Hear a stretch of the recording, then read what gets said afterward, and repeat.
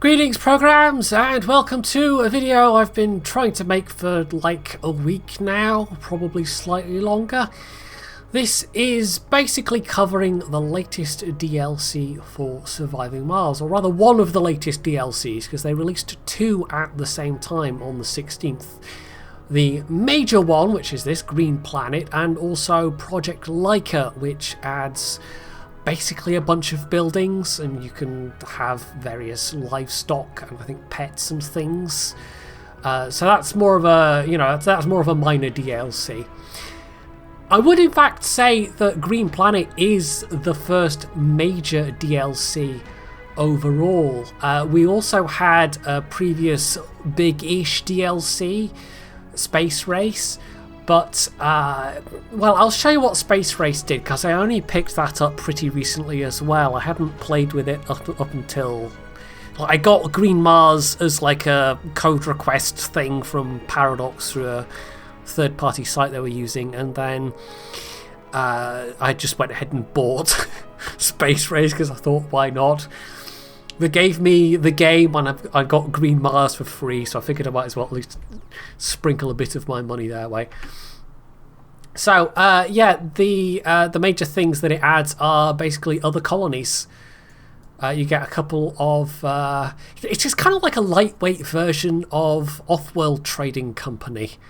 And you can basically trade with other colonies, but you can also do a bit of a light sabotage and behave more antagonistically towards them if you wish. But other than that, and a couple of new mission sponsors, and maybe there's one or two, I think there's a couple of new buildings to go with mission sponsors as well, it doesn't really add that much.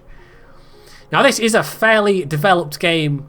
As you can see, Mars is more or less terraformed, and this is why I've loaded up this save, because this one I have played almost through to 100%ing all of the terraforming gauges. Really the only thing that's left is vegetation, and that always that seems geared to take the longest.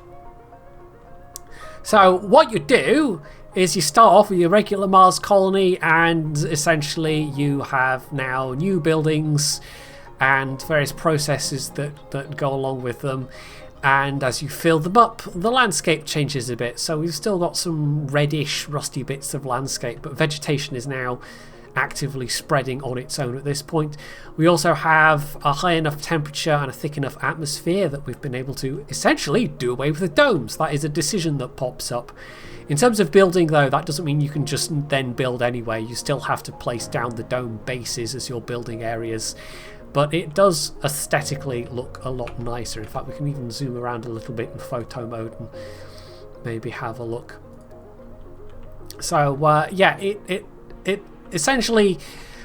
And this is why I think it is the first proper major DLC for this game. It gives some actual structure to the game. I mean, there kind of was a little bit already with the various different mysteries that you can encounter. And the mysteries do give the game a bit of replayability. But... this also gives a lot more in terms of kind of an overarching goal to your entire game from start to finish, whereas the mysteries only kick in around the kind of halfway point. I'm not actually sure what triggers the mysteries, whether it's specific conditions going on the map, or if it's just based on how long you've been playing. And of course there are various different mysteries that you can choose specifically if you want a particular mystery to happen, or if you just want a random one to happen. But yeah, it might depend on which mystery you've selected exactly. So yeah, it's all very nice and green looking, and we've got the open domes. There's a couple of buildings added via mods. I mean, these are homes that were added via mods, so they're a little bit low on detail, but they do look all right. They have quite a nice population density, which is why I've used them a fair bit. You might also be wondering about this big huge area here. This isn't actually a dome. This is the capital that you can build once it'll be, let's see, the capital city. It's basically an open air base area, and you can only build it once you've gotten your atmospheric conditions good enough that you can have people, you know, survive outside the dome without suits on. Everyone's just casually walking around in the open, as you do. I was a bit disappointed to find out, though, it only has 3 spire building slots, which is exactly the same as the biggest size of domes, which would be the Mega Dome, I guess. And I'm pretty sure that's only got... Or is it actually less than the Mega Dome? I'm not 100% sure. I seem to remember it only being 3, but maybe I'm thinking of like the... I might be thinking of the medium-sized dome that only has 3. Or it might even... I'm trying to think if I can... There you go. Let's just... I'm not... You know, this is me just plonking things down willy-nilly at this point. Let's plonk down a mega dome and watch it get built and see how many spire slots that has. Because I don't actually remember offhand. I have otherwise in this playthrough I've built a bunch of the... oh, that's not. That's one of the terraforming buildings. I've built a bunch of the mega projects, like the Mo hole. But there are various other large buildings going on as well that help you terraform, that have various different effects. So this, as the name suggests, the core heat convector increases your heat, and this generates a magnetic field for the planet, which helps retain atmosphere. It's not just a simple, you know, build this one building and a thing happens. I mean, some of them are, like the plantation buildings, for example. You go through various different stages with them, depending on what the other conditions are like, as to what actual plants you can have them put down. You start off with just lichens and work your way up to mixed trees.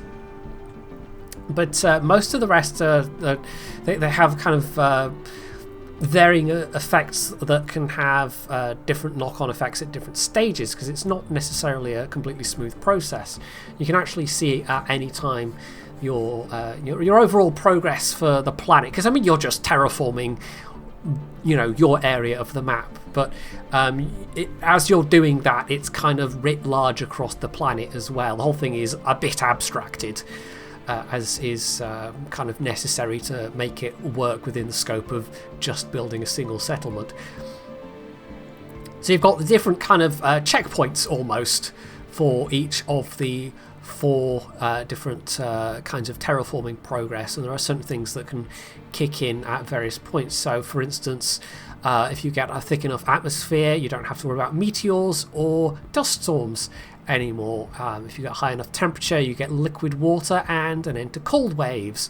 But once you start to get thick enough atmosphere and high enough temperature, you will get toxic rains, and they can take a while to stop. But they're not really a problem. They do slow down your plant growth a bit, which is one of the reasons why the vegetation cover meter is the thing that takes the longest to fill. I mean, it just does anyway, even if you spammed the whole map full of the tree planters, which would be a fairly serious undertaking actually.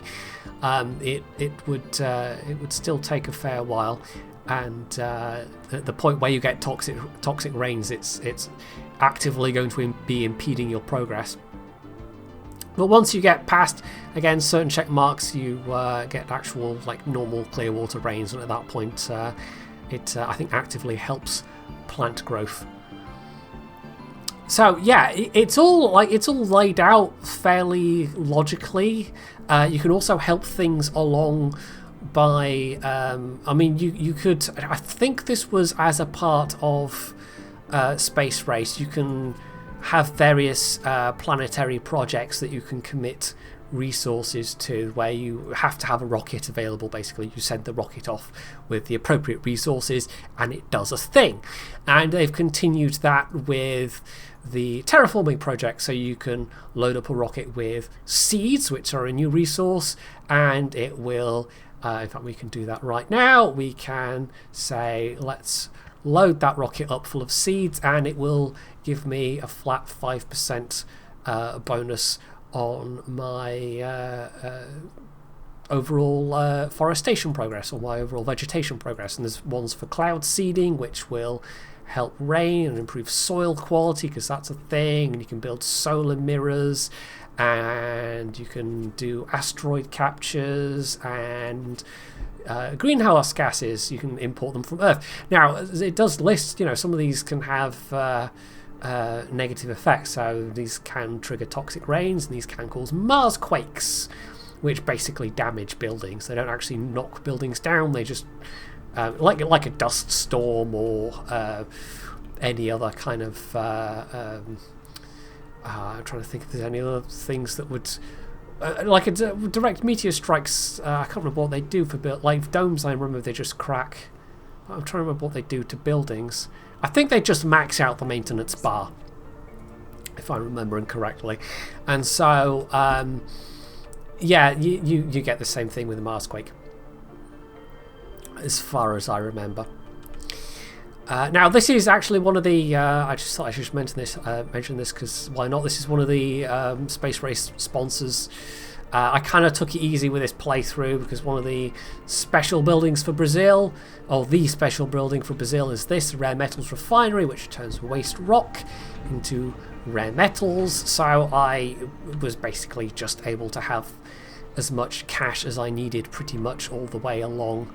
And if you have money, you don't really even need to start developing industry until that, until much later on, because you can just buy what you need from Earth for quite a bit longer. So this wasn't a particularly, I wasn't really doing this as a difficult playthrough. If you cranked the difficulty right up, I think terraforming would be a seriously involved process. But even as it is, even with the fairly easy difficulty, and I probably could have done it a bit faster than I did considering the difficulty I was playing at, but it's still taken me probably about 400 souls to get to the point where people could breathe the air unaided and not need the domes anymore. So it's definitely, I didn't particularly challenge myself with this playthrough. I just wanted to test out the mechanics.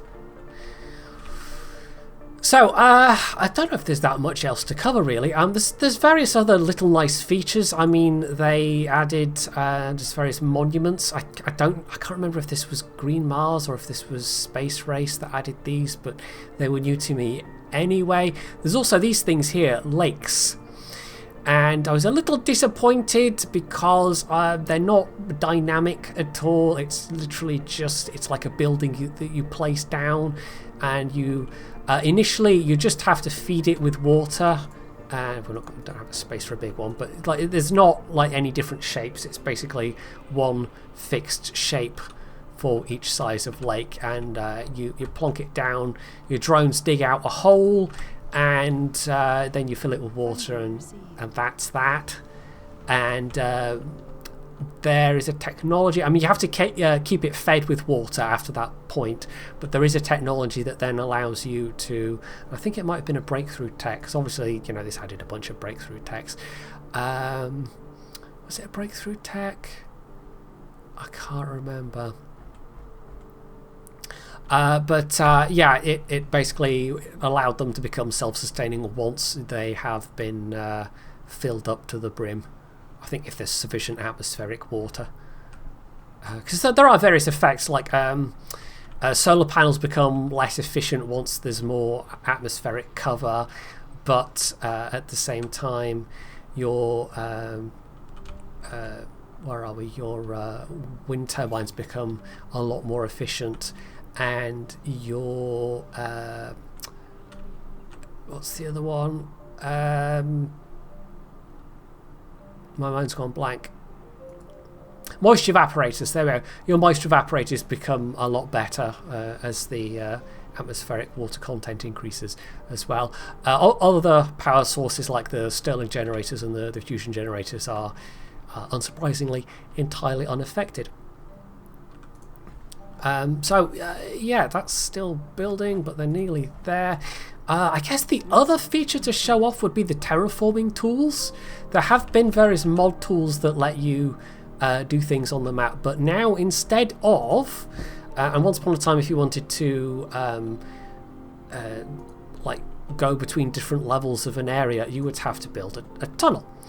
And tunnels are fairly expensive, and if I can actually find flat ground to put one down, that would be useful. But you would put a tunnel down, you know, you'd have a start and end, and they'd build all the tunnel bits, and that's fine.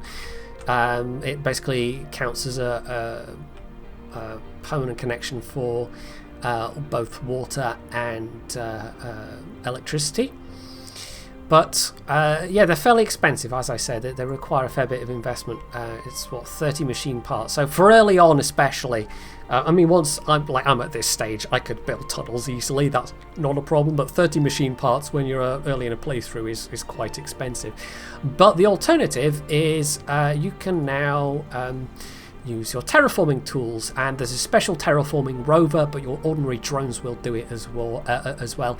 And you can flatten areas, and you don't really seem to have any size controls, so you've got basically one paintbrush to do the entire map with, but you can flatten out areas, which does affect soil quality. You have why is it giving me... Oh, because I've constructed a mega dome. It's an achievement. You can also raise or lower terrain by using the ramp. Or, well, there's not so much raise or lower terrain as constructing, you know, between terrains. So I can basically draw up here. And that will then create essentially a project area where the drones will come and... if there are drones in range. In fact, I'll just bring my RC commander over, and you can see that in progress. Yeah, drones will basically start either digging out, as the case may be, or piling up rock. Now, for one like this kind of project where it's cutting into this cliff quite significantly, overall it's generating excess waste rock, and this one did here as well.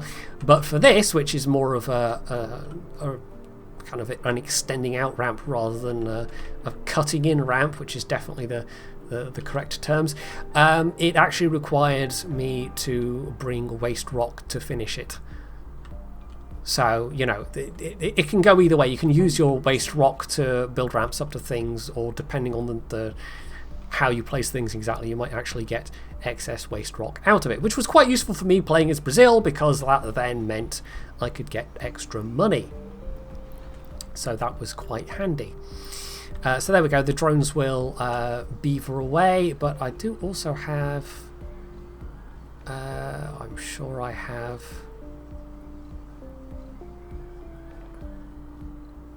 Did I send it off somewhere? Or no, I don't think so. There is a special rover, and I thought I had one to show you, but I'm not sure I do. This music's great, by the way. I don't know if I ever particularly talked about it in my first Surviving Mars video with the game at launch. In fact, it probably has been since the game launched, since I covered it, and I did stream it a bit then as well. But oh, rovers, there we go. RC dozer, so you can basically build a little... it's basically a rover with a dozer blade on the front. It's not that special, it's just it works faster at terraforming projects than the drones do. And you can see them all beavering away there. But you can also use it to transport waste rock specifically. It does have a bit of waste rock capacity. Right, we should also take a look and... where are we? So there's that, which is actually... filling by itself, I guess, because we have that technology. We don't even have to connect it up to pipes anymore, it'll just self-fill, which is kind of cool. I thought it would just keep them topped up by itself, but no, apparently it does more than that. Right, so spire buildings. No, these only get one. The mega domes only get one, so the large domes get 3. Okay, so it is therefore then actually quite disappointing that your capital still only gets 3. I was kind of expecting to get like 5 out of it at least. If not, in fact, you know, you've got this hexagonal of spaces where you can put gardens and fountains or whatever. If there'd been space for even 6 dome buildings, I mean, it would have been a bit mad, but yeah, that would have been really cool.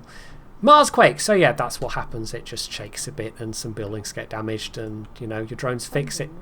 Not really a problem for me at this stage, but if it knocks out a crucial building at a crucial time, then yeah, that could be a problem. It's all the more important to have you know, proper amounts of backup storage to cover those times when your generator buildings might be not particularly working.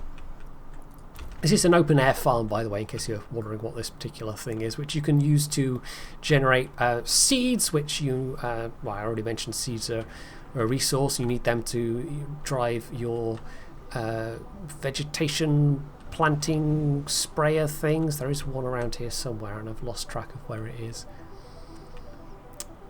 No, not sure where it is, but anyway. Yeah, later on you can also use it to grow food crops as well.